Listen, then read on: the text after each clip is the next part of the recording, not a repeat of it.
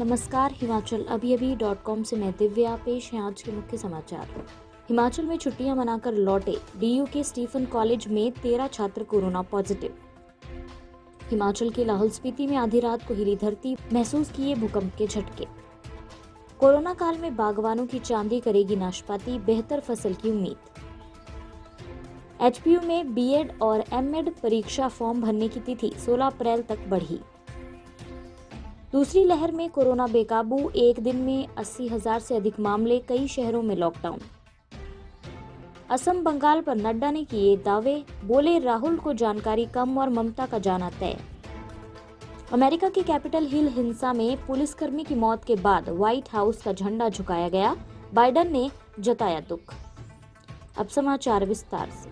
आपके स्वास्थ्य का प्रहरी श्री बालाजी हॉस्पिटल, कांगड़ा, हिमाचल। देश भर में कोरोना का कहर फिर बढ़ने लगा है। राजधानी दिल्ली में भी हालात बेकाबू हैं। कोरोना का कहर दिल्ली विश्वविद्यालय तक भी पहुंच गया है। दिल्ली विश्वविद्यालय के सेंट स्टीफन कॉलेज के 13 छात्र और 2 स्टाफ मेंबर्स कोरोना पॉजिटिव पाए गए हैं। चिंता की बात यह है कि इसका नाता हिमाचल प्रदेश से है। सेंट स्टीफन कॉलेज के छात्रों का एक समूह, जिसमें कुछ हॉस्टलर्स भी शामिल थे, हिमाचल प्रदेश के चंबा जिला स्थित डलहौजी की ट्रिप पर आया था। यहां से लौटने पर उनमें से कुछ छात्र कोरोना पॉजिटिव पाए गए हैं।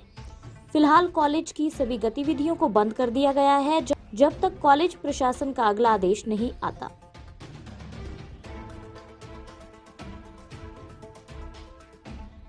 हिमाचल प्रदेश के लाहौल स्पीति में आधी रात को धरती हिली। लाहौल स्पीति में भूकंप के झटके महसूस किए गए। रिक्टर पैमाने पर भूकंप की तीव्रता 3.0 आंकी गई। जानकारी के मुताबिक आधी रात को 12:10 पर भूकंप आया है। भूकंप का केंद्र जमीन से 10 किलोमीटर नीचे था। भूकंप से किसी भी जानमाल के नुकसान की कोई खबर नहीं है।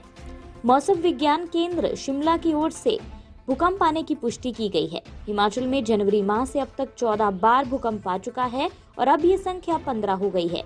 सबसे ज्यादा बार चंबा जिला में 9 बार भूकंप के झटके महसूस किए गए हैं।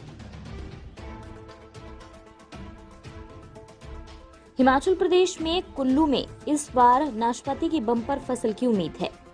इससे बागवानों के चेहरे खिल गए हैं। सेब के बाद जिले में सबसे ज्यादा उत्पादन नाशपाती का होता है। बताया जा रहा है कि जिले में 70% फलों की सेटिंग बगीचों में हो गई है। कोरोना काल में नाशपाती की बेहतर फसल होने की उम्मीद से किसानों ने राहत की सांस ली है। हालांकि अभी ऊंचाई वाले क्षेत्रों में फ्लावरिंग का दौर जारी है। कुछ दिनों में यहाँ पर भी फलों की सेटिंग होगी। बागवानी विशेषज्ञों का कहना है कि इस वर्ष फ्लावरिंग के समय मौसम अनुकूल रहने से नाशपाती की फसल अच्छी नजर आ रही है, लेकिन अभी जून महीने में ड्रॉपिंग भी होती है। गत साल की अपेक्षा इस बार 60% फसल अधिक है। जिले के खराहल घाटी में सबसे अधिक नाशपाती का उत्पादन होता है। अन्य समाचार ब्रेक के बाद। Shri Balaji multi speciality hospital, Kangra, जहां आपको एक ही छत के नीचे मिले बेहतरीन चिकित्सा सुविधाएं, cardiology, laparoscopic, general surgery, neuro surgery, orthopaedics, paediatric, radio diagnosis, urology, gastroenterology, ophthalmology, pathology, medicine, anaesthesia और डेंटल जैसी अत्याधुनिक और बेहतरीन चिकित्सा सुविधाएं, 24 घंटे इमरजेंसी सुविधा, 9 बेड के साथ critical care unit, cardiac monitor और डिफिब्रिलेटर्स, सेंट्रल ऑक्सीजन लाइन और वेंटिलेटर सुविधा। हिमाचल प्रदेश के सबसे बड़े निजी स्वास्थ्य सेवा प्रदाताओं में से एक Shri Balaji multi speciality hospital, Kangra, राष्ट्रीय स्वास्थ्य बीमा योजना के साथ सूचीबद्ध Shri Balaji multi speciality hospital, Kangra, BPL परिवारों के लिए अस्पताल में कैशलेस भर्ती होने के साथ ही ईसीएच की भी सुविधा। हमारा पता Shri Balaji multi speciality hospital, Balaji Vihar, Ujjain, Kangra. संपर्क करें 9218411108 पर। Shri Balaji multi speciality hospital, Kangra.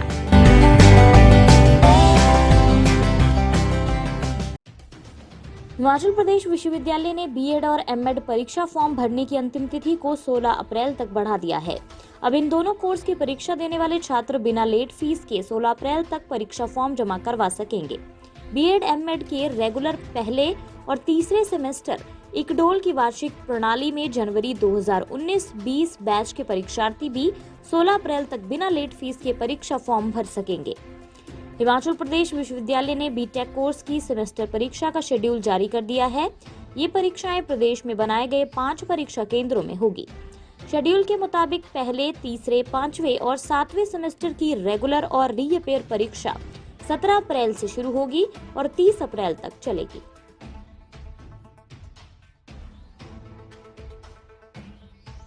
देश में कोरोना की दूसरी लहर बेकाबू होती दिख रही है। देश में फिलहाल एक दिन में 80,000 से अधिक कोरोना मामले सामने आने लगे हैं। महाराष्ट्र, यूपी, पंजाब, गुजरात, दिल्ली समेत देश के 8 राज्यों में कोरोना की दूसरी लहर तेजी से बढ़ रही है। जानकारों का मानना है कि दूसरी लहर में कोरोना ज्यादा खतरनाक है। सिर्फ संक्रमितों की संख्या में ही इजाफा देखने को नहीं मिल रहा, बल्कि मृतकों की संख्या भी तेजी से बढ़ रही है। इस कारण कोरोना के प्रसार पर लगाम लगाने के लिए देश के कई शहरों में लॉकडाउन लगाया जा रहा है। लॉकडाउन का दायरा हर रोज धीरे धीरे शहर दर शहर देश में बढ़ रहा है। ऐसे में फिर ये सुगबुगाहट तेज हो गई है कि आज देश में फिर से लॉकडाउन लग सकता है।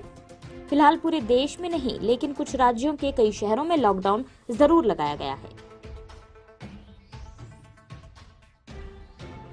देश में 4 राज्यों और 1 केंद्र शासित प्रदेश में चुनाव हो रहे हैं और इसी बीच बीजेपी के राष्ट्रीय अध्यक्ष जेपी नड्डा ने राहुल गांधी और ममता बनर्जी पर जमकर निशाना साधा।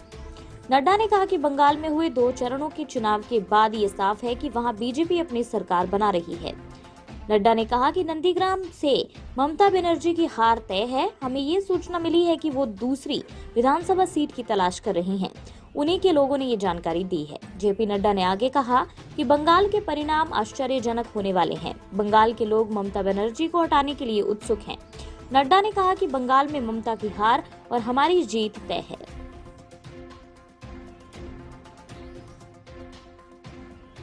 अमेरिकी संसद के बाहर शुक्रवार को एक वाहन ने 2 पुलिसकर्मियों को रौंद दिया, जिसमें एक पुलिसकर्मी की मौत हो गई। इसके बाद से यूएस कैपिटल भवन को लॉकडाउन कर दिया गया है।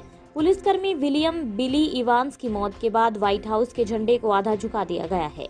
अमेरिकी राष्ट्रपति जो बाइडेन ने इस घटना पर प्रतिक्रिया व्यक्त करते हुए कहा कि वह और पहली महिला जिल बाइडेन को इस घटना से काफी दुख पहुंचा है। बाइडेन ने कहा कि जिल बाइडेन और मुझे अमेरिका कैपिटल ग्राउंड पर एक सुरक्षा चौकी पर हिंसक हमले के बारे में जानने पर काफी दुख पहुंचा, जिस घटना में यूएस कैपिटल पुलिस के अधिकारी विलियम इवांस की मौत हो गई और उनके एक साथी जीवन से लड़ रहे हैं।